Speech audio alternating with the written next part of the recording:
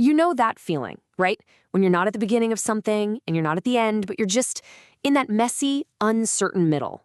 Well, in this explainer, we're going to dive into those often overlooked in-between moments and maybe, just maybe, find something sacred right there in the middle of it all. Okay, so let's start with a confession that might hit a little too close to home. Cooking YouTube is spiritually dangerous. I know, it sounds funny, but just think about it for a second. You go online looking for one simple thing, and boom, you're suddenly deep, deep down a rabbit hole. You tell yourself, I'm just going to learn how to chop an onion without crying, right? But an hour later, you're watching a full-on masterclass on how to make the crispiest roast potatoes imaginable. And you're thinking, I already know how to make potatoes, but maybe this guy knows something I don't. We somehow find the time for that, but then we tell ourselves we're just too busy for a moment of quiet or, to read something that might actually feed our soul. And this really brings up a crucial question. What are we being distracted from? I mean, it's not really about the potatoes, is it? The real danger is getting so pulled into all the noise around us that we completely forget to pay attention to our own inner lives, to who we're actually becoming. And that's where this idea of Advent comes in. It's like this gentle tap on the shoulder saying, hey, slow down, look again. It's kind of the perfect antidote to distraction because it's all about finding what's sacred, not at the destination, but right here, on the threshold itself. Now, you absolutely do not have to be religious to feel the power of this idea. Think of Advent as more of a universal season. It's that feeling of almost, but not yet. It's that quiet energy you can feel in the sky just before the sun comes up. It's that feeling of a world, or maybe just your own life, holding its breath, waiting for something new. To make this really concrete, let's look at two figures who just perfectly embody this in-between state. First, you've got a 12-year-old Jesus in the temple. He's not really a child anymore, but he's not yet a teacher. He's in this incredibly powerful in-between space, just filled with questions as this deeper identity starts to take shape. And then you have Clara from the Nutcracker. At that big Christmas party, she's no longer just a girl, but she's not quite a woman yet. She is standing right on the edge of becoming. And here's the thing, these aren't just stories from long ago, they're mirrors for us.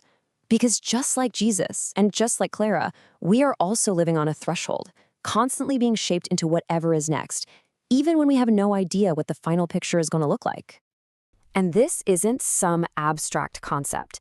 This is our daily reality. We are always living between what was and what will be. We're always standing in that gap between our deepest fears and our courage. We're navigating that path from grief towards healing.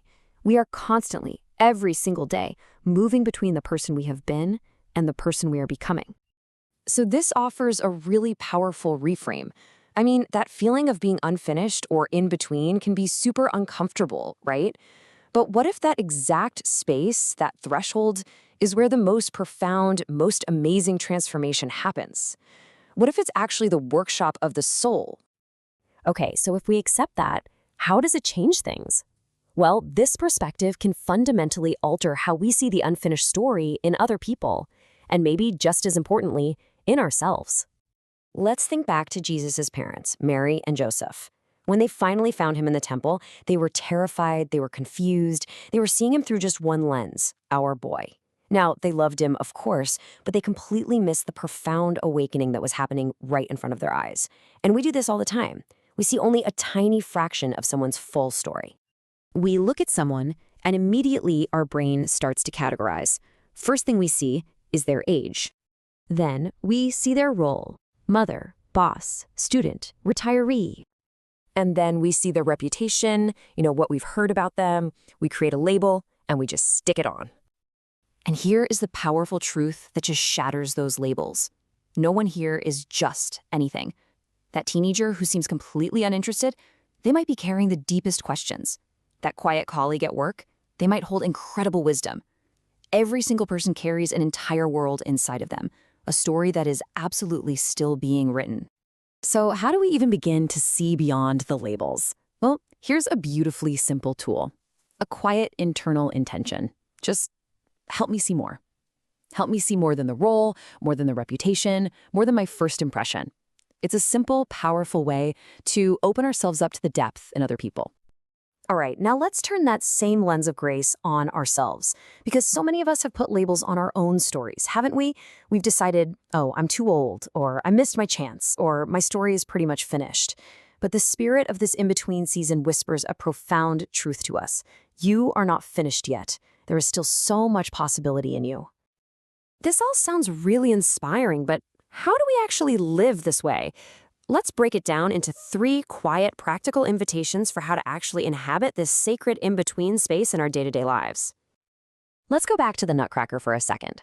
The real transformation, all the magic, it doesn't happen during the loud, busy party. It happens later, in the quiet, when the clock strikes midnight. And that's such a beautiful metaphor for how change often works in our own lives. Not in all the noise, but in the stillness. So here they are, the 3 invitations. First, wait with wonder. Before you grab your phone in the morning, just try to give yourself 5 quiet minutes. That's it, just breathe. Second, see people more fully. The next time you catch yourself labeling someone, oh, he's just or she's just pause and ask, what am I missing here? And third, bring your whole self. Not the polished, perfect version you think you should be, but the honest, tired, hopeful, questioning version of you that is real. And really, that's the ultimate takeaway. The miracle is that we don't have to have it all figured out. We are met right where we are, in the uncertainty, in the becoming, right in the in-between.